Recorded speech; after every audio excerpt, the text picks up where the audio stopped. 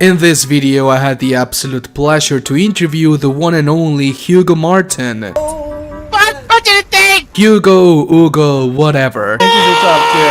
We talked about the lore, what he would like to change in the game, and the future of the franchise with a possible new theme we could explore in the next Doom game. I love Cthulhu, and I love H.P. Lovecraft. Who the fuck doesn't want to explore a Lovecraftian aspect of hell? Like, come on, guys. This video was brought to you by my Patreon supporters. If you want to support the channel, link to the Patreon page is going to be down below in the description. If you could ask Hugo Martin one question, what would it be exactly? Let me know down below in the comment section. And well, enjoy the video, my friends. Have fun. If you could change anything about Doom Eternal, gameplay, lore, whatever, what would it be? There's so many things. I don't like that the ice bomb is on a cooldown. The first that comes to your head, the first one, top 3. I didn't like the way the Marauder was introduced from a setup perspective, so we fixed that, but that's the first thing that comes to mind. Like, there were 2 tier 3 zombies in there who shoot fire and guns, and it makes the introduction of him difficult. So that's where you had some people kind of like bounce off the Marauder because like they couldn't handle the tier 3 zombies, and that was just a mistake. That we shouldn't have had those guys in there. It should have just been you, maybe an him, couple zombies, but mostly just you and him. That was like a big regret of just having those guys in there to start. Not having the dazed stars above his head, to be honest. Like, nobody knew, well, I shouldn't say nobody, but there's a portion of the audience that didn't know to shoot him. You hit him once and he falters and he staggers, right? Yeah. Falters, right. And you guys know that he's faltering, and I watched you guys play and you take advantage of that window. Average players should just shoot him twice with a shotgun. That's it. You know, like, just bang.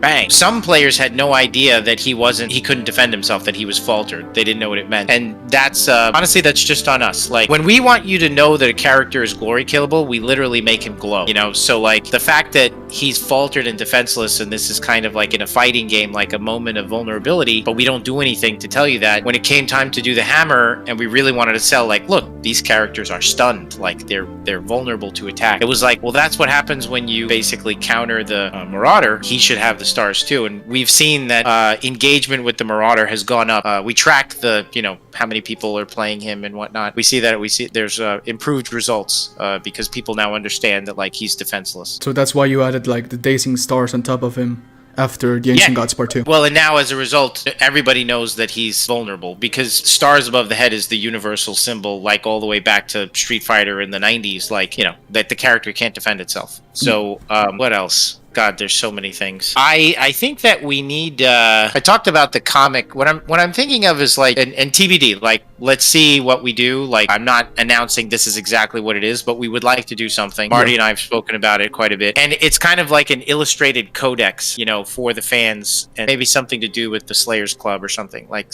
you know, TBD, but like not necessarily like a comic, like, you know, like illustrated panels, like conventional comic. You know, like I think more of like almost like an illustrated Bible. What I think has happened is now that the story is done, fans have a, you know, a really intense appetite for the story, and they want to know, like, you know, what about this, what about that, what about this. And what's happening is I'm getting asked so much stuff about it, like it's kind of like tripled. Like, that's all anybody wants to ask me. Yeah. And the problem is like I shouldn't be like filling in the blanks in interviews. Like, that's not the right way to do it, you know. So yeah, absolutely. People need to understand, like, we obviously, like, should we ever do anything in the future, I can't announce plans. That's just like business policy 101. We can't talk about what we might do next or whatever, but like, it just goes without saying, it's good business to like save some things for potential, you know, whatever it is you might do. And so if I'm having to talk about all this stuff all the time, it's very hard to like not break that rule. But at the same time, I don't want to not answer people's questions. So what I think we should do is, this has really pushed the illustrated Bible of the Codex, really pushed it up in priority for us. And so coming out of Tag 2, the black belt combat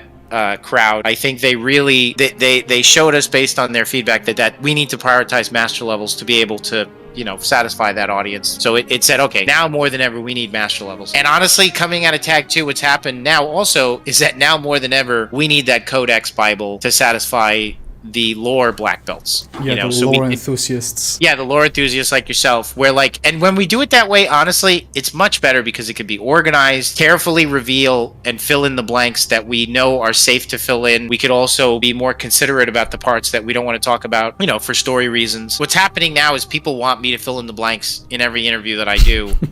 And I'm not reading from a manuscript like, well, on page 53 here, I think it'll be really fun, and it's a priority for us now. I don't want to go into specifics. I'm not promising anything as far as how long and how many pages and where it'll be and exactly what form it will take, but I think it's fair to say that we would like to provide the lore black belts with some content here, something to do maybe with the Slayers Club, we'll see, to be able to answer a lot of these questions. So not so much a regret, so much as like, if I could change anything, that's what I want to not change, but that's what I want to add to the game. I don't think of like changing things so much as like adding things. God of War is making another comic between God of War 3 and God of War 4, from where Kratos went from Greek mythology to the Norse gods. Would you do something like that? I can't really say what we would do. Oh yeah, I know. It's premature for me to like how we would do it. To be honest though, like I just think that it would be inconsistent for us to not do that ourselves. When you look at the way we handled the codex, honestly, it's just more codex. So like, illustrated text, like pages of codex and then some illustrations, kind of like a Bible, like a literal holy Bible,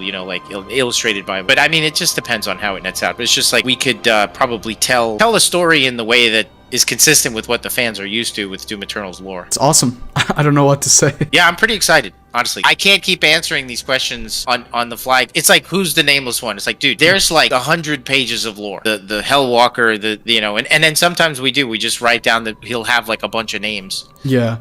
But it's hard to like keep it all in order. So I just want to do that for the fans. What is exactly a primeval? I can't say right now. Again, like God we're gonna get into a case here where like I'm like, that's almost like you're asking me to describe what's the combat loop like for our next game. Like it should be something that is written out and properly illustrated for you guys. I'd like to say that it is simply written in the codex that only a primeval can kill a primeval or something greater. And so the Doom guy kills the Dark Lord.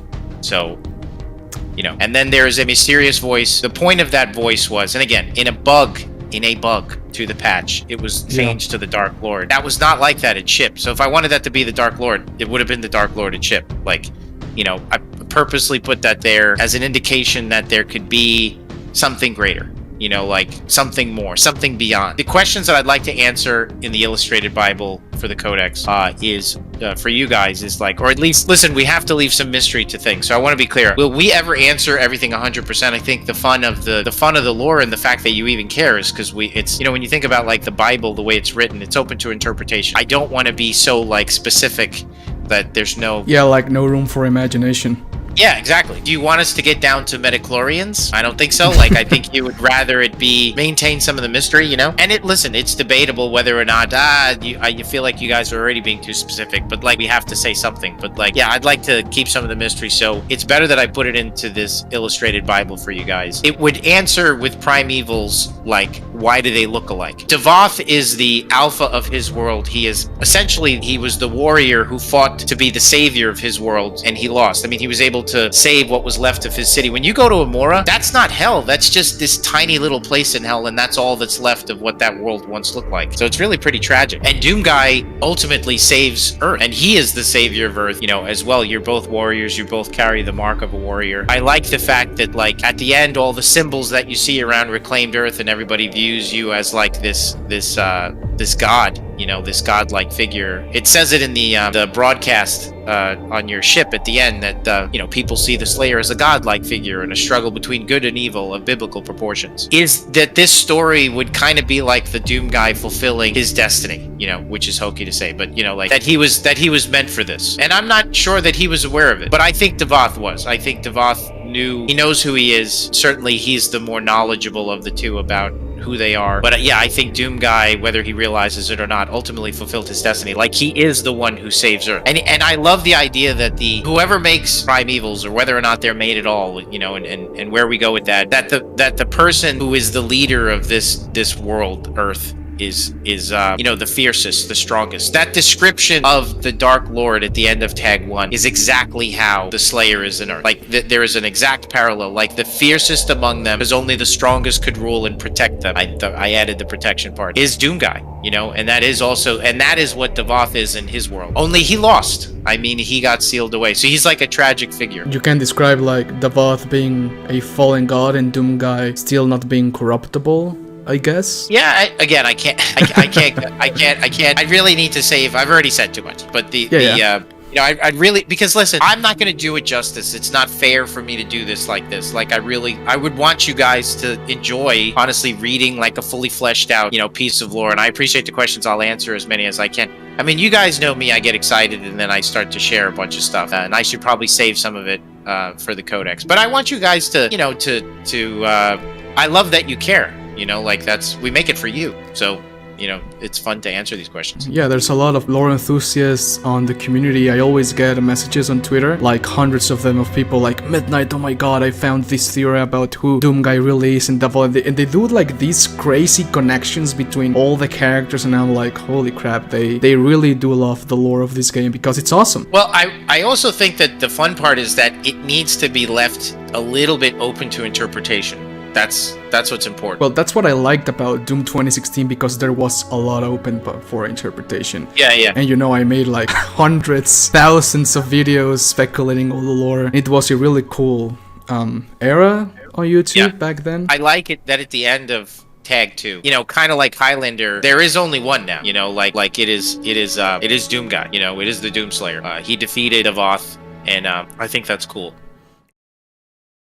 And that is the end of this episode. My friends, I have a lot of episodes ready to upload on YouTube. Well, not ready, they're still on the production process. But this interview was 2 hours long and this was only like 20 minutes of footage. So yes, there's a lot to cover now. But anyways, huge shout out to all of my Patreon supporters and a humongous thank you to all of my chat slayers. Infinity X117, Cold Thompson, Jack Attack Hero, The Boss Bass, Solitifia, Icon of Sin, Kodu Kenshi, Doomslayer 471, The Regular Dude, Andrew Drew, Steven Gonzalez, Ali Chancho, Grimmy Dude, Saint Hantho, Gerald Clipto, Unknown User Zero, David Kubrick, Asombra, and Florian Hablo. You guys are awesome and thank you so much for the support on the Patreon page. If you want to support the channel, link to the Patreon page is going to be down below. And yeah guys, have an awesome Monday, stay safe, stay home, follow me on Twitter, Instagram and on Twitch, and have a nice day. Adios, bye.